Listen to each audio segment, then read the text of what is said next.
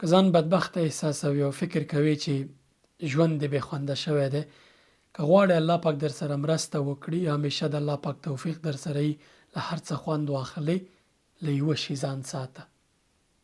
یو شی همیشه په پام کې لره، د یوازیتوب له ګناهونو ځان وژغوره، مه یې کوه. کله چې یوازې وي، تر ټولو لومړی دا فکر کوه چې الله پاک دې څارونکی دی، الله پاک دې رقیب دی، ویني دی. څنګه ګناه کوي؟ له الله حیا نه درځي چې کله د خلکو پر وړاندې هر رقم ځان ساتي، خلکو ته ځان ښه ښکاره کوي، خو کله چې یوازې شي، هیڅوک نه وي، الله درنه هېري.